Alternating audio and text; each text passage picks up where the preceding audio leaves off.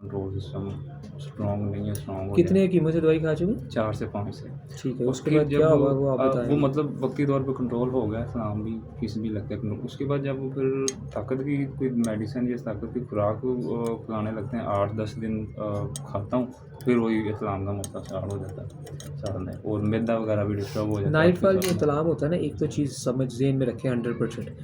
अभी जो करंट आपके साथ सिचुएशन है और बहुत सारी दुनिया के साथ भी है, ये मैदा ख़राब होने की सूरत में है, ऐसे ही है, गैसेस बनने की सूरत में है। बिल्कुल ऐसे ही। अब जब कुछ एनर्जी ताकत का कोर्स दिया जाए, तो आपके बकौल है कि अगर किसी की दवाई से वक्ती फ़ायदा हुआ है तो एनर्जी ताकत की कोर्स खाने के बाद ये फिर अटैक फिर करता है। अटैक करता है, लेकिन बिल्कुल। उसमें बड़ी ज़बरदस्त मज़े की बात है कि हमने आपको पहली दवाई दी है और उसी के अंदर ही मजून मुफ़रा हमने आपको समझ लें कि ताकत के लिए ही दी है, पावर के लिए ही दी है, ठीक है। ज़काफ़ती इसको भी कंट्रोल करने के लिए ही दी है। इसके वो सारे काम हैं साथ साथ, जो आपको अंदर से मजबूत भी करती है, बहुत सारी एनर्जी को पैदा भी करती है। लेकिन इसके बाद भी अगर किसी को ताकत का कोर्स देना है ना, तो सबसे जो मेन चीज़ ये होगी वो नोट करना होता है कि मैदा डिस्टर्ब ना हो। ऐसे ही। मैदा डिस्टर्ब होने के बाद सोने चांदी छोड़ के जो मर्जी दुनिया की आइटम खा लें, हीरे भी खा लें, तो वो रिजल्ट ज़ीरो ही होगा। ठीक है। तो वो क्योंकि वो स्टमक का केयर नहीं करेंगे, मैदे की केयर नहीं करेंगे।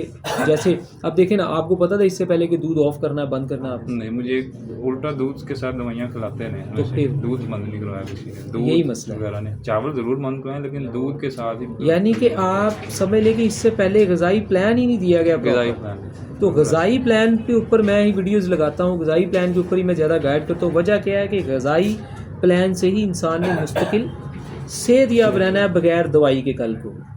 ऐसे ही। क्योंकि अगर किसी के अंदर कोई मर्ज़ आती है तो वो क्यों आती है? क्योंकि वो कोई एक तरह की खुराकें ज़्यादा खाना शुरू कर देता है। ऐसे ही, ठीक है। ठीक है, जब एक तरह की खुराकें कुछ ज़्यादा खाना शुरू करता है तो उस पर मर्ज़ अटैक करना शुरू कर देती है। उस चीज़ की अफादियत, उसका फ़ायदा जिस्म में ओवर हो जाता है।